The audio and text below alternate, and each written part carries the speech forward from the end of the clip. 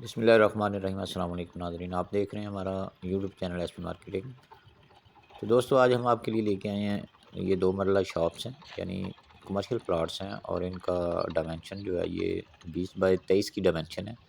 To side open है, यानी ये सामने जो गवर्नमेंट रोड इसके ऊपर भी इसका फ्रंट है और अल हरम गार्डन के 20 फुट रोड है, उस पे भी इसकी डायमेंशन है।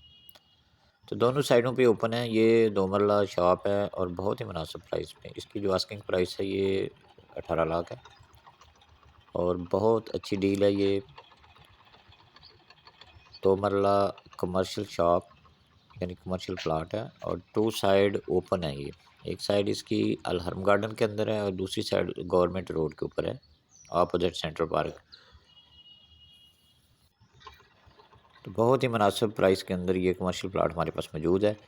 अगर आप ये कमर्शियल प्लॉट ख़रीदना चाहते हैं, डिस्क्रिप्शन में मेरा नंबर दिया गया है। अल हरम गार्डन के अंदर ये कमर्शियल प्लॉट है और बहुत ही मुनासिब प्राइस। इसकी आस्किंग प्राइस जो है ये 18 लाख है। डिस्क्रिप्शन में मेरा नंबर दिया गया है। उम्मीद है कि आपको ये वीडियो पसंद आई होगी। हमारे यूट्यूब चैनल को सब्सक्राइब करिए और वीडियो को लाइक करें। बहुत शुक्रिया।